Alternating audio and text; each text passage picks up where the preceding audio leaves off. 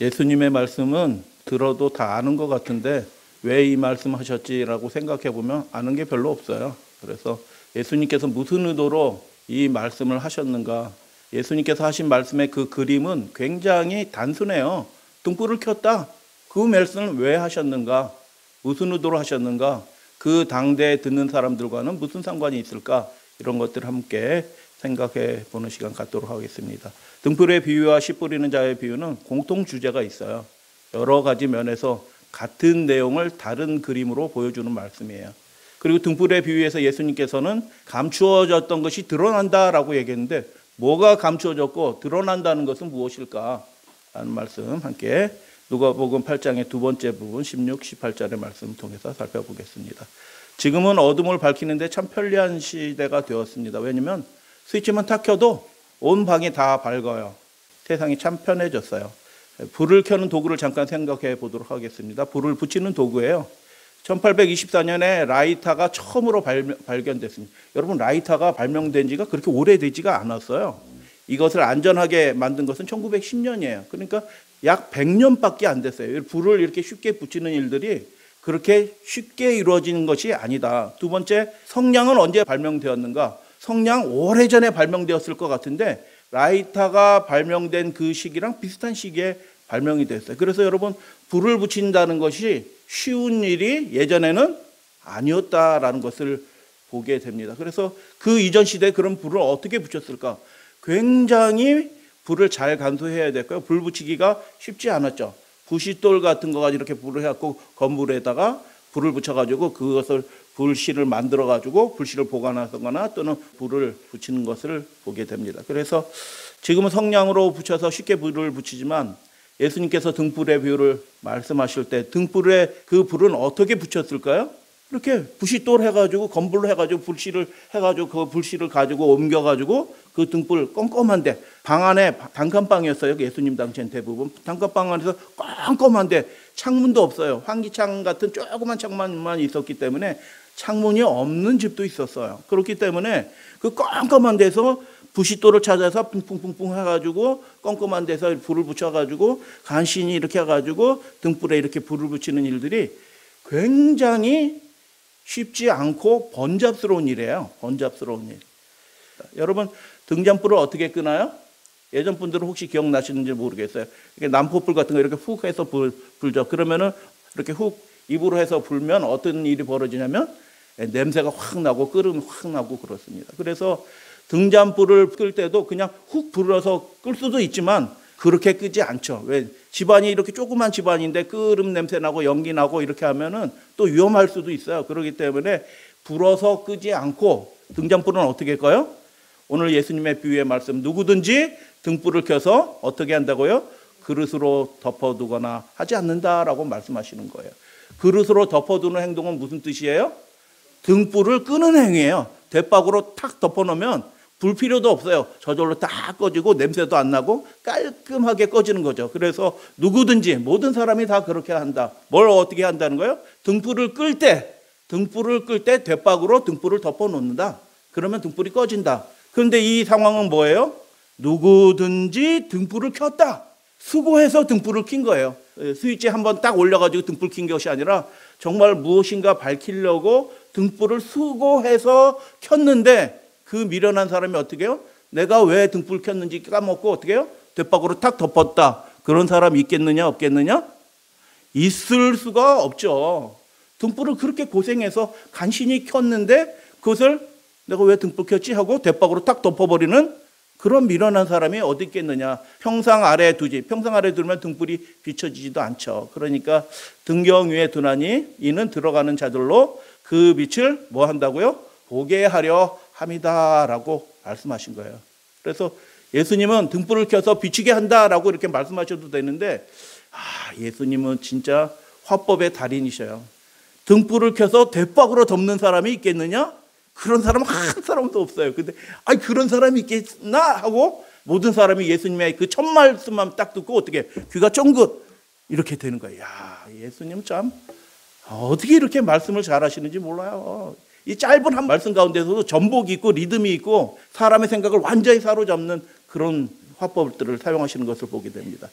그 등불의 빛을 온 집안 사람에게 비추기 위해서 등불을 켠다 라고 그렇게 말씀하셨어요. 예수님께서 무슨 의도로 이 말씀을 하신 거예요? 왜 이 말씀을 하신 거예요? 등불 켠다 이거 알려주시기 위해서 한 거예요? 그거 모르는 사람이 어디 있어요? 왜 이 말씀을 하셨는지 살펴보도록 하겠습니다. 17절 숨은 것이 장차 드러나지 아니할 것이 없고, 숨은 것이 드러난다.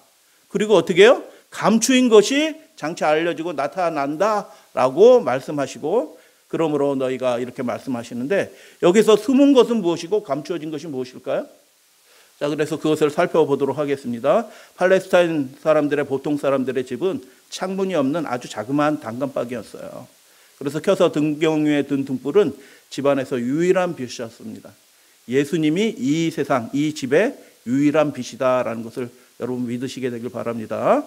예수님이 우리 인생을 비추는 유일한 빛이에요. 이 세상의 빛, 나는 세상의 빛이라고 말씀하신 그 빛이 이 세상이 집이에요. 하나의 집. 이 세상 집을 비추는 유일한 빛으로 하나님의 손에 들려진 거룩한 등불이셨다라는 것을 우리는 예수님의 생애를 통해서 보게 됩니다.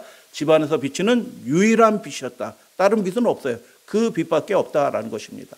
등불은 희미한 빛이지만 그 빛을 비추게 될 때 비로소 집안에 뭐가 있잖아요. 가재도구도 있고 뭐도 있고 하는데, 그 희미한 그 빛을 통해서 어둠 속에 감추어져 있던 사물들이 어슴푸레하게 자신을 드러냅니다. 그래서 그 빛이 비춰지게 될 때 깜깜해서 그전에는 뭐가 있는지도 모르고 어떤 모습인지도 모르고 그런 상태였는데, 등불이 비춰진 후에야 비로소 그 사물의 실루엣, 어떤 모습들이 비로소 드러나게 된다. 그러면 그 어둠 속에 감추어져 있던, 뭐가 뭔지 구별이 안 되던 그 드러나는 것은 무엇일까라는 것을 살펴보겠습니다. 깜깜할 때는 진짜 아무것도 안 보여요. 아무것도 안 보입니다. 사람들이 그 방 안에서 뭐라고 그래요? 깜깜할 때 주여 주여 이렇게 얘기합니다. 그러면 깜깜할 때는 어떻게 해요? 어이구, 이 집안에 있는 사람들이 정말 훌륭한 믿음을 가진 사람이나 보다. 기도할 때마다 주여 주여 하니까. 여러분, 요즘 교인들만 주여 주여 하는 것이 아니라 예수님 당시의 문헌을 살펴보면 유대인들이 그렇게 기도했어요. 주여 주여 이렇게 기도했습니다. 기도하는 사람은 많이 있는데 빛이 비추기 전에는 다 하나님 잘 믿는 것처럼 보이는데 어떻게 해요? 하나님의 영광의 빛, 특별히 예수님께서 전하시는 이 말씀은 지금 8장에서 무슨 말씀이에요? 무엇에 관한 말씀? 하나님 나라에 관한 말씀 전파하고 계시잖아요. 하나님께서 약속하신 나라는 이런 나라다라는 것을 드러내는 말씀이에요. 드러내는 말씀을 하실 때 사람들이 주여 주여 하다가 하나님의 아들이 전파하시는 그 하나님의 나라는 이런 거야 라는 말씀을 들을 때 그들의 반응이 어떻게 해요? 빛이 비춘 다음엔 그런 나라 필요 없습니다 라고 사람들이 거절하는 사람들이 많이 생겨났어요. 그래서 여러분, 하나님의 나라의 그 빛이 예수 그리스도를 통해서 그 당시에 이렇게 환하게 비추기 시작했는데, 그 등불을, 예수님이라는 등불을 이렇게 등경 위에 이렇게 높은 곳에 두신 분은 누구셔요? 하나님이셔요. 하나님이 그렇게 하셨는데, 그 예수 그리스도를 통해서 비춰오는 그 하나님의 나라의 그 신령한 놀라운 빛을 그들이 받게 되었는데, 그 말씀을 받게 되었는데, 그들의 반응, 많은 사람들의 반응이 어떻게 해요? 아유, 나는 그런 나라 필요 없어요. 나는 이 땅에서 잘 살 거예요. 나는 여기서 재밌게 사는 게 좋아요.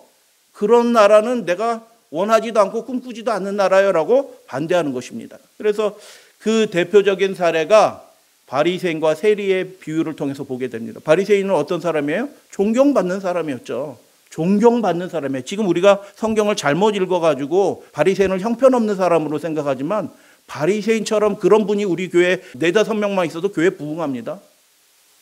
아주 열심히 있고 헌신적인 철저하신 분들이에요. 바리새인의 믿음을 본받을 게 굉장히 많이 있어요. 그런데 결정적인 문제 있다고 말씀을 드렸고 다시 말씀드리지는 않아요. 한편의 사람은 어떤 사람이에요? 세리가 등장을 해요. 한편 사람은 외양상 천국 백성처럼 보여요. 그리고 한편 백성은 어떻게 보여요? 외양상 저주받은 백성처럼 보여요. 그러나 하나님의 영광의 빛, 그 하나님의 나라의 빛이 비춰오게 될 때 그들이 어떻게 반응해요? 외양상 천국 백성인 것처럼 보였던 그 사람들은 그 하나님 나라의 빛을 오히려 반대하는 사람이 되고요. 저주받은 사람, 믿음 없는 사람처럼 보이고 하나님 나라에는 도무지 들어갈 수 없는 것처럼 보이는 그 사람들이 예수님께서 선포하시는 그 하나님 나라의 말씀에 반응하면서 호응하는 것입니다. 빛이 비춰지게 될 때. 그러니까 감추어졌던 것이 드러나는 거예요. 뭐가 드러나요? 진짜 그 사람이 하나님을 사모하고 그분의 나라에 들어가기를 원했던지 아니하는 사람인지 그 하나님께서 예수님을 통하여 하나님의 나라의 말씀을 전파하시게 될 때 그들의 실체가 1차적으로는 하나님의 나라가 드러난다는 거겠죠. 그들이 잘 몰랐던 구약성경 읽어도 잘 몰라. 이사야 읽어도 잘 몰라. 그러나 예수님께서 가르쳐 주시잖아요. 그 하나님의 나라가 이런 나라구나. 이방인도 차별하지 않고 모든 사람을 은혜로 통치하시는 구원하시는 하나님의 그 위대한 나라가 시작되었구나라는 말씀을 하시게 될 때 그 감추어졌던 것, 그들이 잘못 알고 오해했던 하나님의 나라가 드러나는 거죠. 그런데 동시에 드러난다는 것이 무슨 뜻이에요? 그들의 반응이 그들이 정말 어떤 사람인지 그 실체가 드러나기 시작한다라는 뜻이에요. 그래서 다른 모습으로 드러난다는 뜻이에요. 감추어졌던 것이, 숨겨진 것이 드러난다.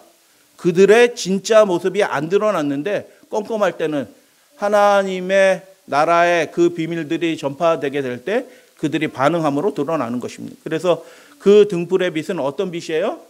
하나님 나라가 어떠한 나라인지 드러내는 빛이에요. 누가 드러내셨어요? 바리새인들도 하나님 나라에 대해서 가르쳤어요.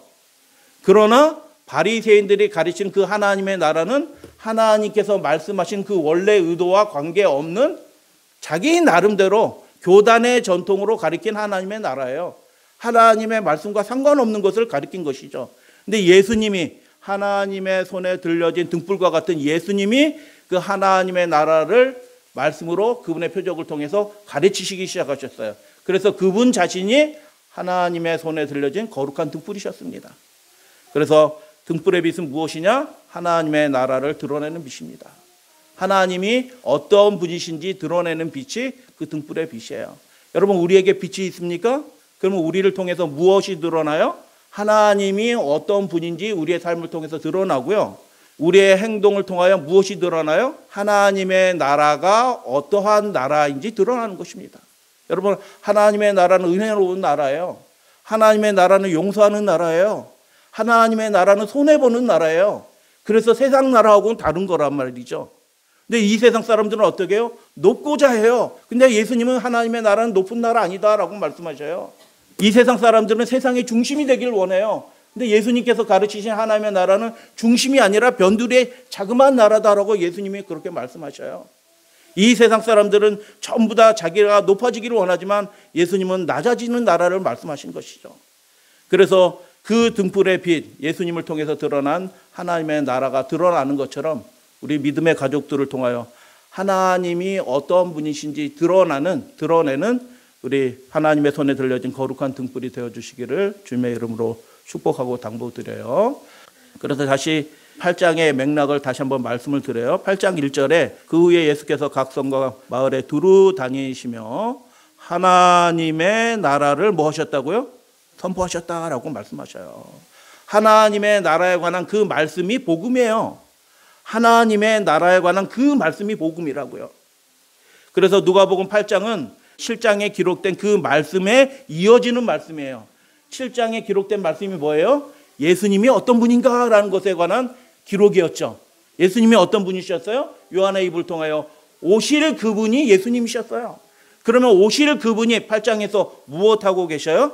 하나님의 나라를 선포하셔요. 복음을 선포하시는 것이에요. 그래서 그분이 선포하시는 그 말씀은 하나님이 태초부터 계획하셨던, 영원 전부터 계획하셨던 그 하나님의 나라에 관한 그 말씀인 거예요.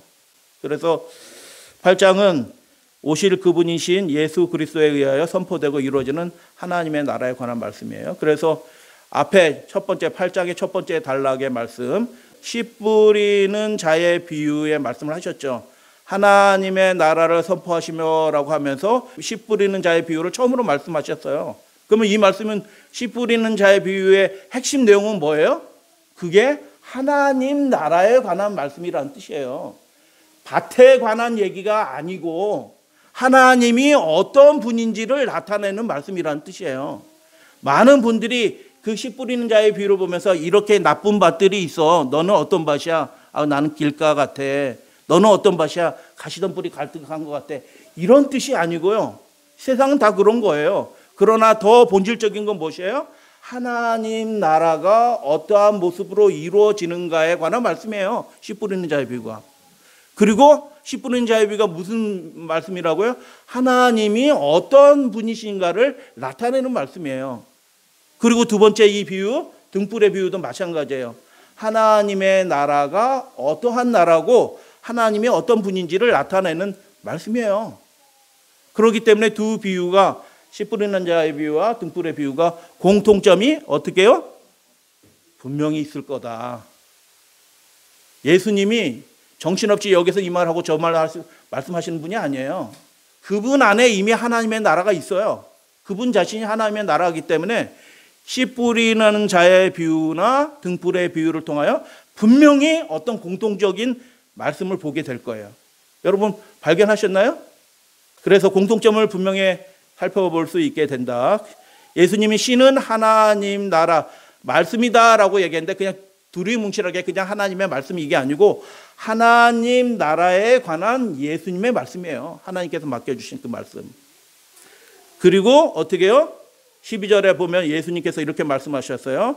씨를 뿌렸다 라는 말씀을 하면서 마귀가 가서 그들이 믿어 구원을 얻지 못하게 하려고. 뭐하게 하려고요? 이 하나님의 나라에 관한 형편을 살펴보니까 누가 왔다 갔다 한다? 마귀가 왔다 갔다 해요. 마귀가 그 말씀을 가져가는 것입니다. 결실하지 못하고 하나님의 나라가 이루어지지 않는 거예요. 그래서 예수님께서 씨 뿌리는 자의 비유 하나님의 나라에 관한 말씀을 하시면서 뭐라고 얘기해요? 마귀가 있다. 그리고 어떻게 해요? 말씀을 빼앗아 간다. 빼앗아 가는 존재가 있다는 것입니다. 누가 우리 집 돈을 훔쳐가면은 경찰서에 가서 막 신고하고 난리를 피울 거예요. 근데 말씀은 하나도 귀하게 여기지 않아요. 그래서 말씀을 어떻게 해요? 빼앗아 가는 존재가 있다. 자, 그리고 등불의 비유를 통해서 말씀하시고 예수님께서 뭐라고 말씀하셔요? 그러므로 너희가 어떻게 들을까? 스스로 주의해라. 잘 들어라라는 말씀이에요. 뭘 잘 들어라? 하나님께서 등불을 든 예수 그리스도를 통하여 증거하시는 그 예수님의 입을 통해서 나오는 하나님의 나라가 어떠한 나라인지 잘 들어라라는 말씀이에요. 누구든지 있는 자는 받겠고 없는 자는 그 있는 줄로 아는 것까지도 뭐 하리라? 빼앗리라. 그러니까 여기서 씨 뿌리는 자에 비해서 마귀가 와서 뭐 한다고요? 빼앗는다. 등불에 비해서도 뭐예요? 예수님이 빼앗긴다라고 그렇게 말씀하시는 거예요. 어떻게 하면 빼앗긴다는 거예요? 그 말씀이 정말 나에게 생명처럼 귀한 말씀으로 잘 받아두고 마음속에 새겨두지 않으면 나에게 구원이 되고 축복이 되고 살리는 내 인생을 살리고 복이 될 그 말씀을 빼앗기게 된다. 그리고 그냥 빼앗기는 것이 아니라 그 희미한 것, 감추어져서 잘 모르는데 하나님의 나라 잘 모르고 하나님도 잘 모르는데 그나마 희미하게 있던 것마저도 그것마저도 없어질 것이다 라고 예수님께서 말씀하시는 거예요. 그래서 있는 자가 있고 없는 자가 있는데 무엇이 있고 무엇이 없는가 대략 이제 힌트를 갖게 됐죠. 무엇이 있고 무엇이 없는 거예요? 빼앗기는 사람이 있고 더 받는 사람이 있어요. 무엇이 있고 무엇이 없는 거에서 그렇게 차이가 나는가요? 하나님의 모습이 그 사람을 통해서 나타나는 것 같기도 하고 나타나지 않는 것처럼 보이기도 하고 희미하게 보여요. 감추어졌던 것이 드러나지 않아요. 왜 그럴까요? 하나님의 말씀이 그 속에 분명하게 뭐로 딱 이렇게 형성되어 있지 않기 때문에 감추어진 것이 잘 안 드러나. 그의 생애를 통하여. 그래서 예수님이 무엇이 있고 무엇이 없는가라고 말씀하시는데 두 비유에 공통점이 있다라고 말씀을 드렸어요. 예수님께서 씨 뿌리는 자의 비유를 통해서 뭐라고 외치셨어요? 외치셨다라고 말씀을 드렸어요. 다른 복음서에는 안 나오는 말씀이에요. 외치셨다에 동그라미 치실 만해요, 사실은. 이게 굉장히 특이한 표현이거든요. 예수님이 외쳐서 말씀하신 게 몇 번이나 있을까요? 드물어요. 근데 외치시면서 말씀하셨어요. 뭘 외치시면서 말씀하셨어요? 들을 귀 있는 자는 들을지어다라고 외치셨어요. 그리고 등불의 비유를 통해서 뭐라고 말씀하셔요? 너희가 어떻게 들을까 스스로 주의하라. 잘 들으려고 하는 귀가 없는 사람이 있어요. 그것에 따라서 완전히 달라진다. 뭐가 달라진다는 뜻이에요? 뭐가 달라져요? 빼앗긴다는 것이에요. 하나님의 나라를 빼앗겨요. 마귀가 그 인생을 통하여 하나님의 나라를 무너뜨리고 빼앗아 가는데도 그게 빼앗기는지도 모르고 그냥 삶이 주저앉아 버리는 그런 상태로 가게 된다. 그래서 결정적으로 중요한 것이 무엇이라고 예수님께서 말씀하시는 거예요? 하나님 나라에 관한 말씀을 어떻게 해라? 잘 들어야 된다. 그냥 내가 안다라고 생각하시면 안 되고, 저도 늘 그렇게 해요. 내가 안다라고 생각하면 하나도 안 보여요. 근데 이게 왜 그러지 하면 아는 게 하나도 없어요. 잘 듣는 귀는 어떤 귀냐? 질문하면서 읽는 거예요. 질문하면 왜 그렇지? 물어보는 것이죠. 그래서 두 비유에 공통점이 있다라고 말씀을 드렸고, 이런 아주 선명한 공통점이 있는 것을 보게 됩니다. 하나님의 나라에 관한 말씀이 없고 그 말씀에 관한 태도에 관한 것을 두 비유 다 말하는 것을 보게 됩니다. 잘 들어야 된다. 그리고 잘 듣지 못하면 어떻게 해요? 하나님의 나라를 빼앗기게 된다. 그래서 스스로 주의해라 라고 말씀하셨어요. 감추어졌던 것이 드러난다라고 말씀드렸어요. 하나님의 나라에 대한 참된 열망이 있는 사람과 있는 것처럼 보였지만 하나님의 나라에서 아무런 관심이 없는 사람이 그분의 말씀을 통하여 그리고 십자가를 통하여 하나님의 나라의 그 결정적인 사건이 뭐예요? 십자가예요.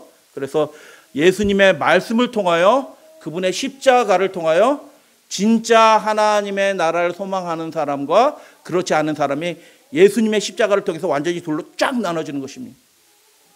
여러분, 십자가를 사모하고 그분의 희생을 은혜로 받아들이고 감사하시는 분들은 하나님의 나라가 그 안에 새겨지고 생겨나는 줄로 여러분 믿으시게 되길 바랍니다. 다시 한번 질문을 드려요. 왜 결정적인 차이가 생겨났어요? 누구든지 있는 자는 더 받는 거예요. 풍성해져요. 하나님의 나라를 더 잘 알게 되고요. 그 삶을 통하여 하나님의 나라가 드러나기 시작해요. 예수님의 모습이 예전엔 거의 안 드러났는데 이제 그분의 말씀을 분명하게 깨달으면서 어떻게 해요? 우리의 썩을 육신을 통하여서도 예수님의 모습이 점점 등불을 켜면 어떻게 해요? 저 깜깜한 데 구석등에 있었던 게 뭐가 있는지도 모르는데 형체가 싹 드러나는 것처럼 예수님의 모습이 우리의 삶을 통해서도 이렇게 드러나게 되는 거예요. 누구든지 있는 자는 받겠고 라고 말씀하셨는데 이 말씀의 축복을 우리 믿음의 가족들이 받으시게 되기를 당부드려요. 그러나 그 반대로 없는 자는 자기가 하나님 나라, 하나님을 아는 것처럼 생각했어요. 하나님을 믿는 것처럼 생각했어요. 그러나 그 있는 것마저도 어떻게 해요? 빼앗기게. 그래서 아무것도 없는 쭉정이 신앙을 하게 될 것이다. 이 결정적인 차이가 어떻게 생겨난다고요? 재규적인 결론이에요? 질문이에요? 다시 그 질문 처음으로 돌아가는 질문이에요. 왜 이런 결정적인 차이가 생겨났어요? 100배의 결실을 하였다라고 말씀하셨는데 한쪽 사람은 어떻게 해요? 그 있는 말씀마저도 빼앗기는 것입니다. 있는 말씀마저도. 왜 이런 차이가 생겨났다고요? 8절. 들을 귀 있는 자는 뭐하라? 들어라. 이 말씀이 무슨 뜻이에요? 간절히 사모하면서 들어라. 그래서 여러분, 들을 귀 있는 자는 들을지어다라는 말씀이 무슨 뜻이에요? 정말 사모하는 마음으로 하나님의 나라를 구하는 마음으로 예수님을 만나는 마음으로 하나님의 말씀을 잘 들어라 라는 예수님의 간절한 요청이죠. 18절 말씀 같이 한번 읽어보겠습니다. 시작. 너희가 어떻게 들을까 스스로 삼가라. 잘 들으시는 여러분들 되시길 바랍니다. 두 비유의 공통 주제들이 여러 가지가 있어요. 하나님의 나라에 관한 말씀이었다. 그분의 말씀이에요. 교단의 전통에 따른 말씀이 아니고요. 그분의 말씀을 더 깊이 연구하라. 성경을 더 깊이 연구하라. 성경을. 감추어뒀던 것이 드러나게 될 것이다. 그 속사람의 어떤 모습들이 드러날 것이다. 그리고 마귀는 빼앗으려 한다. 여러분, 등잔의 모양은 중요하지 않습니다. 어떤 집에서 사는 거 중요하지 않아요. 얼만큼 많이 공부했느냐도 하나님의 나라에서 중요하지 않아요. 여러분, 그럼 하나님의 나라에서 중요한 건 뭐예요? 재산이 많은 것도 안 중요해. 얼마나 많이 공부한 것도 안 중요해. 어느 집에서 사는 것도 안 중요해. 그러면 하나님의 나라에서 중요한 게 뭐예요? 그 등잔 안에 뭐가 담겨져 있어요? 기름이 담겨져 있잖아요. 하나님의 영이 그 속에 있느냐 없느냐가 그게 결정적인 거예요. 그게 있어야지 빛이 나기 시작하는 거예요. 내 생각으로 가득 차면 빛이 안 나오죠. 그러나 하나님의 영으로 점점 우리가 채워지게 될 때 예수님의 모습이 드러나게 되는 거죠. 그래서 등잔의 모양은 중요하지 않아요. 어떤 분은 큰 등잔이신 분이 계셔요. 축복합니다. 큰 빛을 비춰주시니 얼마나 축복해요. 그러나 자그마한 등잔도 괜찮아요. 조그마한 등잔도 불을 켜면 어두움이 물러가요. 등잔의 모양은 하나도 중요하지 않아요. 이런 등잔 저런 등잔이 있고 이런 등잔 저런 등잔이 있어요. 등잔의 모양은 중요하지 않아요. 그 속에 살아계신 하나님의 영이 있느냐 없느냐 이게 핵심적인 것이죠. 그래서 평행 9절 마태복음 5장에는 이와 같이 너희 빛이 사람 앞에 비치게 하여 그들로 너희 착한 행실은 순하게 살라라는 그런 뜻이 아니에요. 하나님의 나라가 어떠한 나라인지 드러내는 행실이 착한 행실이에요. 그래서 그 행실을 통하여 그 행실을 보고 하늘에 계신 너희 아버지께 영광을 돌리게 하라라고 그렇게 말씀하는 거죠. 여러분 예수 그리스도를 통해서 하나님의 나라가 아주 선명하게 드러났어요. 예수님을 통해서 드러난 하나님의 나라가 어떤 나라예요? 하나님의 아들이 희생을 하셔서 누구나 구원받을 수 있는 은혜의 나라다라는 것이 드러난 것입니다. 할렐루야 아멘. 그분을 입으로 시인하고 고백하는 그 순간 그 사람은 구원 얻는다. 3년 4년 걸려서 구원받는 것이 아니라 즉시로 그 마음을 하나님께 온전히 드리는 그 순간 그 사람은 하나님의 나라의 백성이 된다. 세리와 창기들도 초청받는 나라이다. 그리고 어떻게 해요? 초청받는 나라일 뿐만 아니라 세리와 창기가 주인공이 되는 나라다. 주인공으로 변화되는 나라이다 라는 그런 뜻이에요. 그래서 오직 하늘 아버지께 영광이 되는 나라가 그분께만 영광이 되는 나라가 예수님을 통해서 드러난 것이죠. 예수님은 오직 아버지의 뜻을 이루기 위해서 자신을 생명까지도 내어주신 그런 하나님의 나라였던 것이죠. 그래서 육신적인 나라가 아니다. 이 땅에서 잘 살고 호의호식하고 무엇을 이뤄서 기쁘고 내 가족이 일가를 이루니 아이고 동네 사람한테 내가 의수될 수 있고 이래서 기쁘다. 그런 육신적인 나라가 아니다. 영의 나라이다. 세상 육의 사람은 도무지 받아들일 수 없는 영의 나라이다. 그래서 마지막 시대에 온 세상에 비춰야 될 그 빛, 영원한 복음은 무엇일까요?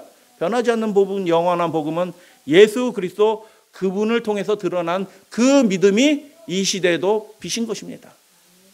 그래서 예수님을 드러내는 그 성령의 역사가 우리 마음에 있게 될 때 예수님을 통하여 우리를 통하여서도 예수님을 통하여 드러났던 그 하나님의 나라가 드러나게 될 것입니다.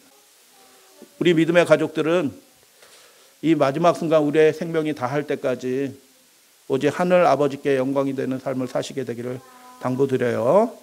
하나님의 손에 들려져 등경 위에 두어진 예수 그리스도를 통하여 비춰온 정오의 빛과 같은 증거와 말씀을 거절한 결과는 무엇일까요? 그 하나님의 나라의 말씀, 태초부터 작정하신 그 하나님의 나라에 관한 말씀이 하나님의 아들을 통해 직접 전해지고 있었어요. 유일한 빛이었어요. 그 집안의 유일한 빛이 하나님이 등불을 켜서 수고롭게 킨 거예요. 여러분 등불이 그냥 켜진 거라고요? 수고롭게 켜지는 거예요. 하나님도 그냥 오셨다고요? 인간을 구원하시기 위해서 정말 낮은 데까지 내려오셔서 수고하고 낮아지시고 겸비해지셨다고요. 그래서 비춰지는 빛이에요. 그 빛은 작은 빛이었지만 결코 하찮은 빛이 아니고 유일한 빛이었다. 그 위대한 빛을 거절한 결과는 무엇일까요? 죄인들은 십자가에 달리신 하나님 누구시죠? 우리의 죄를 위하여 죽으신 예수님이셔요. 십자가에 달리신 예수님께 독이 그에게 퍼져 빨리 죽게 하기 위해 식초에 쓸개즙을 타서 마시게 하려 하였습니다. 이 죄인의 모습인 것입니다. 우리의 모습이에요. 하나님은 온 땅을 흑암으로 덮으셨습니다. 그때에 우리 마태복음에 나오죠. 60부터 90까지 어둠이 덮인 그때 많은 사람이 등불을 켜서 들고 다녔으며 밤이라고 생각하고 잠자리에 들거나 발뿌리가 돌에 걸려 비틀거렸습니다. 하나님의 나라가 있는 줄 알았는데 어떻게 해요? 그들은 비틀거리고 어둠 속에 살아가던 그 사람들의 모습이 예수님의 십자가를 통하여 드러나게 된 것입니다. 잠자리에 들었다 그들에게 생명이 없었다. 비틀거렸다 그들이 구덩이에 함께 빠지는 자가 되었다라는 그런 말씀이에요. 하나님의 말씀을 잘 들으려고 하는 사람, 들을 귀 있는 자는 들어라, 삼가 주의해서 잘 들으라라는 그 예수님의 간절한 호소에 따라 듣는 사람들은 결코 사망의 잠에 떨어지지 않을 것을 믿습니다. 그리고 결코 걸려 넘어지지 않게 될 것을 믿습니다. 그래서 여러분, 우리 믿음의 가족들은 이 등불을 통해서 드러난 예수님의 그 간절한 호소를 들으시는 저와 여러분들이 되시기를 소원합니다. 이 말씀을 하시고 외치셨어요. 들을 귀 있는 자는 들어라. 하나님의 말씀을 잘 듣고 그렇게 살지어다 라고 예수님 불러주시는 거예요. 그러므로 너희가 어떻게 들을까? 스스로 정말 주의해야 된다. 어떻게 하는 게 주의해요? 이렇게 여러분 외길 낭떠러지 가는데 그냥 막 걸어갈 사람이 어디 있어요? 주의해서 걷는 거죠. 주의해서. 그렇게 주의하는 것처럼 너희가 하나님의 나라에 관한 말씀을 어떻게 들을까? 스스로 주의해라 라고 그렇게 말씀하셨어요. 당부드립니다. 이 마지막 시대에 예수님의 손에 들려진 거룩한 등불, 하나님의 영광을 드러내는 등불이 되어주시기를 주님의 이름으로 축복하면서 말씀을 마칩니다.